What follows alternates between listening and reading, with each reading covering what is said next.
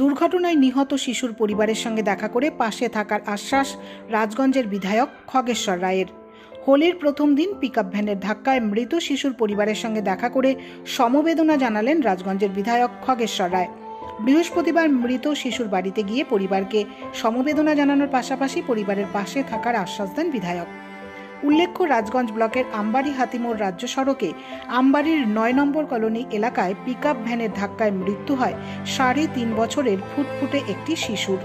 এদিন শিলিগুড়ি জলপাইগুড়ি জাতীয় সড়কের হাতিমোড়ের দিক থেকে পণ্য বোঝাই একটি পিকআপ ভ্যান আমবাড়ির দিকে যাচ্ছিল।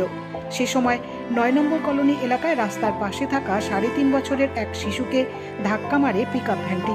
ঘটনাস্থলেই মৃত্যু হয় শিশুটির। স্থানীয়রা ধাওয়া করে গাড়িটিকে দাঁড় করায়। উত্তেজিত জনতা গাড়িটিতে ভাঙচুর চালিয়ে আগুন ধরিয়ে দেয়। খবর পেয়ে আমবাড়ি ফাঁড়ির বিশাল পুলিশ বাহিনী ঘটনাস্থলে পৌঁছায়। আগুন নিভাতে ঘটনাস্থলে পৌঁছায় দমকলের একটি ইঞ্জিন। পরিস্থিতি সামাল দিতে গিয়ে কয়েকজন পুলিশকর্মী আহত হন বলে অভিযোগ। এদিকে বিক্ষুব্ধ জনতা গাড়ির চালককে মারধর করে বলে আরও অভিযোগ। ঘটনায় গুরুতর আহত হয় গাড়ির চালক। তাকে উদ্ধার করে চিকিৎসার জন্য হাসপাতালে পাঠানো হয়। পুলিশ ওই ঘটনায় ইতিমধ্যেই স্থানীয় 4 জনকে গ্রেপ্তার করেছে বলে জানা গিয়েছে। আজ মৃতের পরিবার ও প্রতিবেশীরা ধৃতদের জামিনের পাশাপাশি পুলিশি হয়রানি বন্ধ করার জন্য বিধায়কের কাছে আবেদন জানান। এ ব্যাপারে বিধায়ক খগেশ্বর রায় বলেন, এই কয়েকদিন আমি ব্যস্ত থাকার কারণে মৃতের পরিবারের সঙ্গে দেখা করতে পারিনি। হোলির দিন দুর্ঘটনায় শিশুর মৃত্যুর ঘটনা খুবই বেদনাদায়ক। পুলিশ যাতে নিরপরাধ মানুষকে হয়রানি না করে সে ব্যাপারে পুলিশের সঙ্গে কথা বলেছি। তবে দুর্ঘটনা ইচ্ছে করে কেউ করে না, তাই এরকম কোনো ঘটনা ঘটে থাকলে মানুষ যাতে উত্তেজিত হয়ে আইন কেউ নিজের হাতে তুলে না নেয় সে ব্যাপারেও বাসিন্দাদের বুঝিয়েছি। বৃহস্পতিবার বিধায়কের সঙ্গে সমবেদনা জানাতে উপস্থিত ছিলেন বিন্নাগুড়ি গ্রাম পঞ্চায়েতের প্রধান সামিউদ্দিন আহমেদ, রাজগঞ্জ পঞ্চায়েত সমিতি সভাপতি রূপালী দে সরকার, সমাজসেবী অরিন্দম ব্যানার্জি, তুষারকান্তি দত্ত, ভবানী শঙ্কর রায় সহ অন্যান্যরা। আপনারা তো নিশ্চয়ই জানেন যে হোলির আগের দিন হঠাৎ করে ৩.৫ বছরের বাচ্চা শিশু একটা হচ্ছে পিকআপ ভ্যানে মারা যায়। সে 2 দিন আমি আসতে পারিনি বিভিন্ন কাজে, তাই এই এলাকায় ৯ নম্বর কলোনিতে আসলাম যে নিতাই ব্যাপারীর ছেলেকে ৩.৫ বছর। এটা বাস্তব দুর্ভাগ্যজনক ঘটনাটা ঘটে গেছে।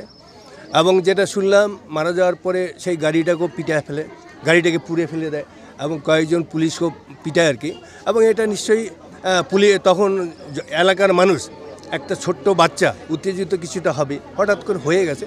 তার জন্য সান্ত্বনা দেওয়ার জন্য আমি এখানটায় এসেছি। সেই পরিবারকেও আমি সান্ত্বনা দিলাম। এই এলাকার যারা শুধু নাগরিক যারা আছে ওরা সবাই ভয় পায় যে পুলিশ যখন তখন তাদের বাড়িতে হানা দেয়। সেটাও সাথে সাথে পুলিশকে আমি ফোন করলাম যাতে যখন তখন হানা না দেয় এবং যে দোষী তাদেরকে অ্যারেস্ট করুক, যে দোষী না বিনা দোষে তাদের জন্য অ্যারেস্ট না করে বা বিনা দোষে যেন তাদের বাড়িতে হয়রানি না করে, এটাই বললাম। গ্রামবাসী বললো, গ্রামবাসী একটাই আবেদন করলো আমার কাছে যে বিনা দোষে আমাদের বাড়িতে যেন পুলিশ হানা না দেয়। আমি ওদেরকে আশ্বাস দিলাম এবং সাথে সাথে পুলিশকেও ফোন করলাম যে বিনা দোষে যাদের বাড়িতে যখন তখন যাদের বাড়িতে যেন হানা না দেয় এটা। এবং পুলিশ আশ্বাস দিল যেগুলো বাড়িতে যাবে না।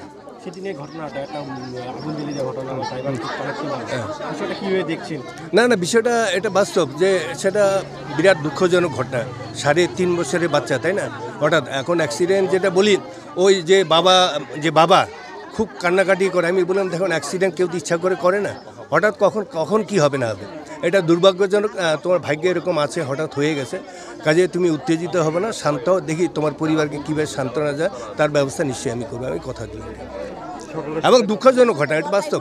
৩.৫ বছরের বাচ্চা আমারও যদি হয় তোমারও যদি হয়, প্রত্যেকে একটা দুঃখ হয়ে যায়। কিন্তু সাধারণ পাবলিক তো বুঝে না, উত্তেজিত হয়ে যায়। উত্তেজিত এখন এটা বুঝাতে হবে, সাধারণ মানুষকেও বুঝাতে হবে, মানুষ হুট করে যেন উত্তেজিত না হয়। আরও অনেক কিছু ঘটনা ঘটতে পারতো, আরও অনেক কিছু ঘটনা ঘটতে পারতো, কিন্তু তাই বললাম পাবলিকে কেউ যেন যখন তখন কোনো ঘটনা ঘটে উত্তেজিত যেন মানুষ যেন না হয়, তাই সেটাই বললাম, বুঝালাম আর কি।